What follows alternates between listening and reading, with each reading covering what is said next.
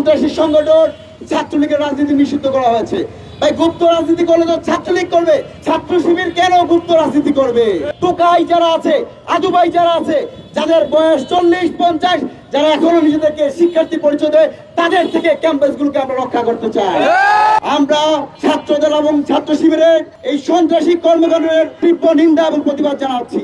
আমরা দেখতে পেয়েছি, বিশেষ করে গতকাল রাত থেকেই সামাজিক যোগাযোগ মাধ্যমে ছাত্র শিবিরের একজন ওয়ার্ড সভাপতি আশরাফুলের বিচ্ছিন্ন যে গোড়ালি আমরা দেখতে পাচ্ছি। অপরদিকে আমরা দেখতে পাই ছাত্রদলের নেতা আলাউদ্দিনের মাথা ফেটে গেছে। কিন্তু আমরা গভীরভাবে দেখতে পেলাম এই যে আশরাফুল, এই যে আলাউদ্দিন, যাদের গোড়ালি বিচ্ছিন্ন হলো, যাদের মাথা ফাটানো হলো, তারা কিন্তু কেউ চট্টগ্রাম সিটি কলেজের শিক্ষার্থী না। তো এই যে স্পষ্ট বলা যায় চট্টগ্রাম সিটি কলেজে নিজেদের আধিপত্য বিস্তার করতে গিয়ে দাঁড়াতে খুঁড়ি তারা নিয়ে এসেছিল ক্যাম্পাসগুলোতে, বহিরাগত নিয়ে এসেছে। বিভিন্ন কলেজ ক্যাম্পাস থেকে তারা সিটি কলেজে তাদের শক্তি প্রদর্শন করার জন্য নিয়ে এসেছে। আমরা এই যে সন্ত্রাসী রাজনীতি, 5 আগস্ট ছাত্র গণঅভ্যুত্থানের মধ্য দিয়ে ক্যাম্পাসগুলো থেকে অস্ত্রের রাজনীতি চিরতরে অবসান করেছিল। এই ক্যাম্পাসগুলোতে মাস্তানির রাজনীতি, ফাও খাওয়ার রাজনীতি, গুপ্তগরি রাজনীতি কিন্তু চিরস্থায়ী অবসান করার কথা ছিল। কিন্তু আমরা দেখতে পেলাম নির্বাচিত সরকার আসার পরপরই গত কয়েকদিন আগে মিরপুর কলেজে একজন প্রিন্সিপালের সাথে ছাত্র শিবির জামাতের নেতাকর্মীরা কি দৃষ্টান্তমূলক আচরণ করেছে। কয়েকদিন আগে ঢাকা পলিটেকনিক ক্যাম্পাসে রাতভর আমরা ছাত্র শিবির ছাত্রদলের সংঘর্ষ দেখতে পেয়েছি। আমরা কিন্তু এটাও মনে রয়েছে 2001 থেকে 2006 সালে ছাত্রদল ছাত্র শিবির যখন একসাথে ছিল, তখন এই যে শিবিরের রক কাটার ইতিহাস, ছাত্রদলের বুয়েটের ক্যাম্পাসের একজন শিক্ষার্থীদের হত্যা করার ইতিহাস কিন্তু এই বাংলাদেশের জমিতে এখন রয়েছে।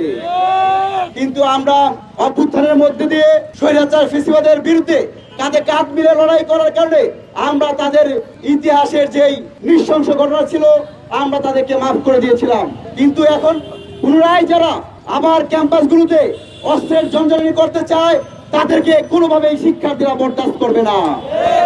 আমরা রাজু ভাস্কর্যের আজকের এই কলম মিছিলে আমরা বলেছি নিরাপদ ক্যাম্পাস চাই, শিক্ষাঙ্গনে সন্ত্রাস মুক্ত চাই, শিক্ষাঙ্গনে টোকাই যারা আছে, আদুবাই যারা আছে, যাদের বয়স 40-50, যারা এখনো নিজেদেরকে শিক্ষার্থী পরিচয় দেয়, তাদের থেকে ক্যাম্পাসগুলোকে আমরা রক্ষা করতে চাই। শিক্ষার সুষ্ঠু পরিবেশ নিশ্চিত করতে হলে অবশ্যই গাপটি মেরে থাকা গুপ্তগির রাজনীতি নিষিদ্ধ করতে হবে।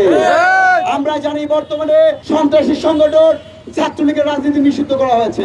ভাই গুপ্ত রাজনীতি করলে তো ছাত্রলীগ করবে, ছাত্র শিবির কেন গুপ্ত রাজনীতি করবে? আমরা যে গতকালের যেই ঘটনার শুরুতে যে ঘটনা ঘটেছে, ছাত্র রাজনীতি নিষিদ্ধ চাই। আমি শিবিরের মধ্যে আহ্বান জানাই, শিবির যদি প্রতিটি ক্যাম্পাসের ছাত্র রাজনীতি নিষিদ্ধ চায়, তাহলে অবশ্যই আপনারা ছাত্র শিবিরের সকল কমিটি বিভক্ত করে দেন। একসাথে আপনারা ছাত্র শিবিরের কমিটি রাখবেন, কিন্তু ক্যাম্পাসগুলোতে নিজেদের আধিপত্য বজায় রাখার জন্য, সাধারণ শিক্ষার্থীদের উপর স্টিম রোলার চালার জন্য ছাত্র রাজনীতি বন্ধ করবেন। এরকম মুনাফিকি ছাত্র সমাজ মেনে নেবে না।